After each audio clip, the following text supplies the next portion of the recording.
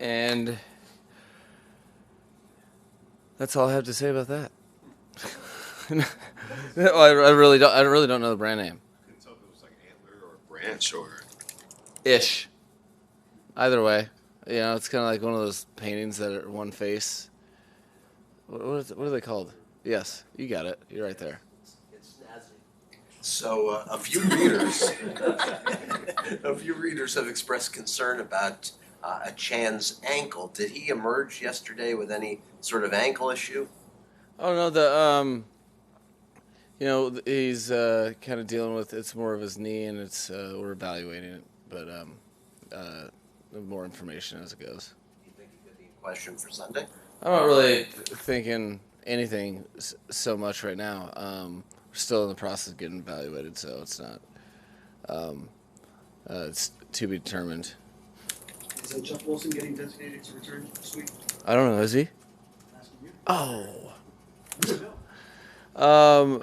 Yeah, that's something that we were planning on visiting once we got the entirety of kind of the medical evaluations that come through in the latter half of today and some little tomorrow. So our plan is to revisit that regardless, and with which was our plan going into it. So we'll talk about it probably tomorrow.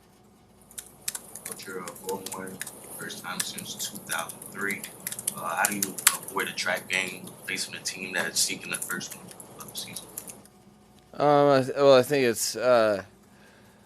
it's pretty obvious. You just said it, maybe accidentally, but teams that have been losing for a while have a lot to play for. Just if nothing else, having gone through a losing streak ourselves just last year on a couple occasions, you know how hungry you are for a win, and it's a talented team, and the objective that we're really as a locker room coming, starting to identify, starting to understand, is it's about our game and nothing else.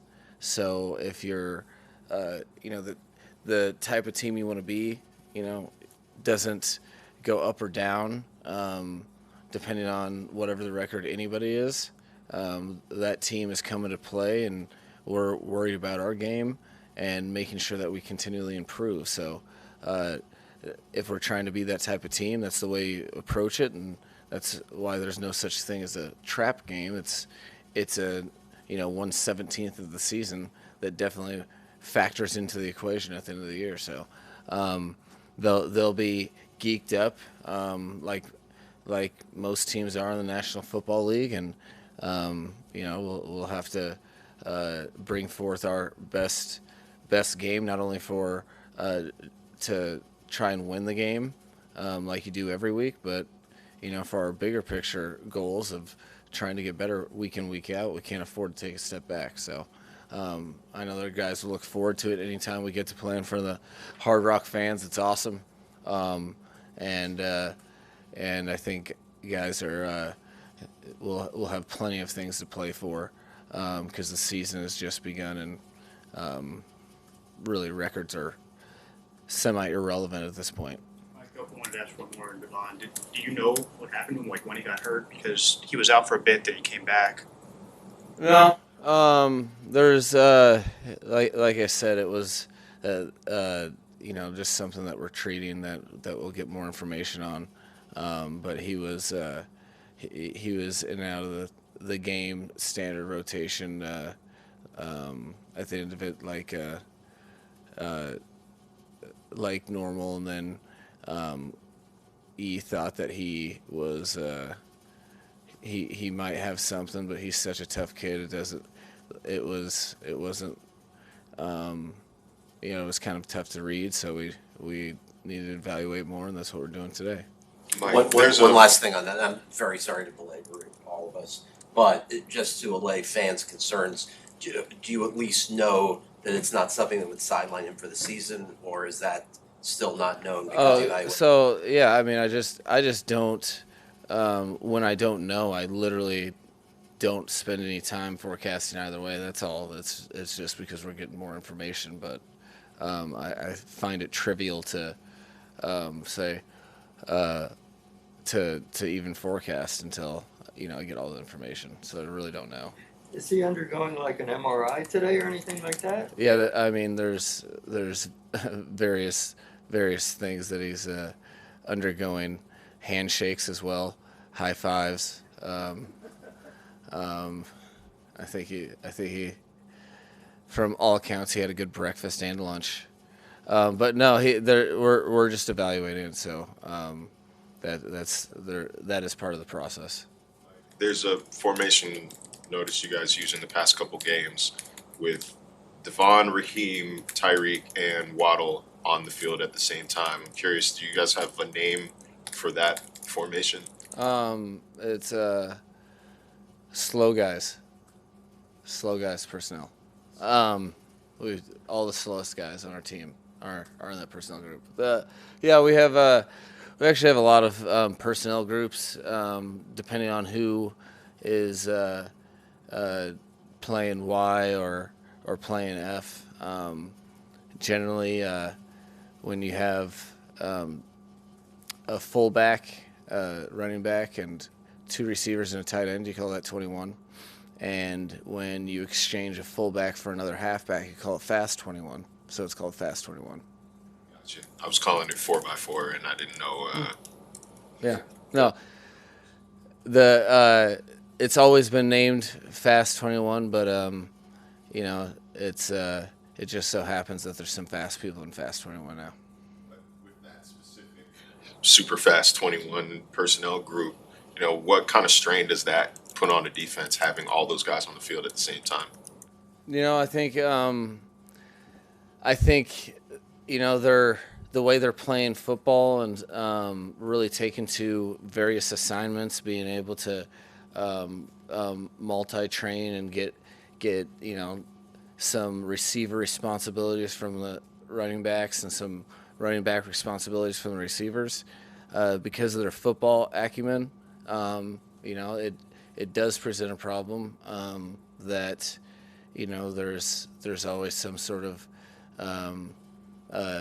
there's some sort of solution defensively, and so they have to be, especially if you have a tell. So in terms of what you like to do in it, so I think it's a testament to all those guys' commitment to the whole offense, because we're able to run various different types of schemes, runs, passes, dropbacks, and play actions, and all sorts of things out of that, because they like being out on the field together.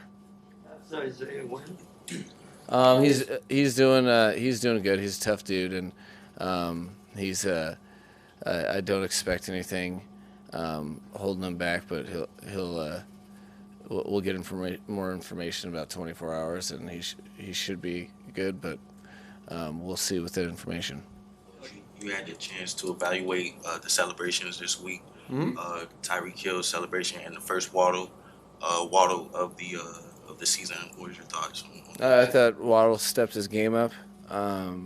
He got a kind of cross brand there with like a toy figurine and his known Waddle dance. And then all things equal, I think as a team we all agree that the best celebrations don't include 15-yard penalties. But the gesture was fantastic. Coach, we always hear how coverage and rush marry together on defense. Mm-hmm. The pass rush got home a lot yesterday. What role do you think the coverage played in getting all that pressure on the quarterback? Oh, they go hand in hand for sure. There was a lot of it was really exciting. I thought the defense had the best week of practice they've had all year, and I think it definitely translated. I think the players saw it. And there was a lot. I think there was a quarterback hits were the most since a certain amount of time. That was a while ago. And I think that's a testament to team defense for sure. You can't have one without the other, and you have explosive plays when the coverage isn't tied to the pass rush, even if you're getting home pretty quick.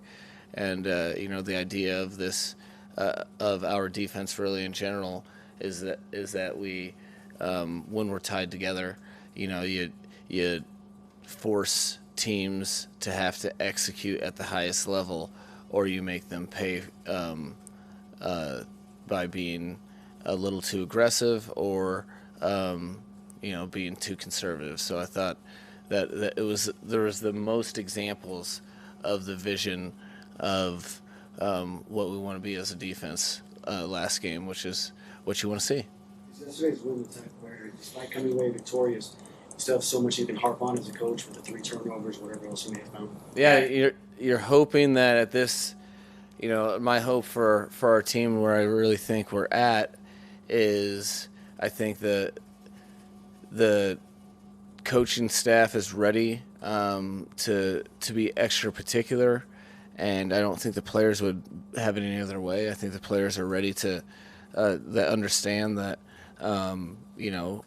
if we continue to improve, we have a lot of good things ahead of us. But the whole any positive result that we've had thus far in the season can be directly attributed to handling business that day. So if we take things one Monday at a time, game review and be critical of ourselves there, and then once Wednesday hit each step of our process and our approach to the opponent, that we are our best selves. So I'm expecting both really internal motivation from both sides, both players and coaches, at the highest level starting Wednesday for sure. Mike, I think yesterday was the first day Cedric Wilson played the most snaps at receiver beyond the starters, obviously. Was that game plan specific, or has Cedric done something in practice that impressed you, Wes and Frank, last couple of weeks? No, he was. We were planning on having him having more opportunities. He has been playing very, very well in practice, and then really in the game, he made a ton of plays in the pass game, but there's even more in the run game. We asked him to do some heavy lifting with some point of attack blocks on the perimeter, and he executed it. Not only was he willing, but he executed some tough blocks, some tough downs that really really opened some stuff up in the run game. So he was his imprint on the game was very positively felt by all of his teammates, and really helped in a lot of results. Had Nick and Robert get through the week of practice? No setbacks. We're feeling good about it. I'm excited about continuing to push the envelope Wednesday, and there's at any moment that could happen. We're just making sure that it's a healthy return to ball, which is what they both have signed up for. We asked about Jalen Ramsey and his progress. Are you getting closer to maybe nailing down a timeline for a first return to practice? Well, he hasn't sprinted yet, except past you guys. I got intel that you guys noticed that. He's doing a great job. He's a special breed, and he is on the positive side of return for sure. Yesterday with offensive linemen outside the numbers, getting in space, squaring up some big blocks. What kind of value does that add to your team when you have such athleticism on the offensive line? Well, I think it's the strain 3-4 seconds into a play, and those those blocks that are occurring closer to the numbers or outside the numbers. That's if you're a successful offense running the ball. That's pretty much a staple. I think it's it's consistent with any good running team that you're having 100% commitment to executing your assignments, and that the second you start having success, guys start understanding how important each and every block is. And I think as we do find success, we're finding more and more plays where guys are engaged in the appropriate leverage relative to the back, and you're seeing a lot of our ball handlers make some plays, and you're even seeing linemen doing some pretty cool stuff on receiver screens as well. So I think that is a picture that if you're wanting to be successful in those phases, it will always kind of have those marks, and glad that it's showing up now. All right. Thanks, Mike.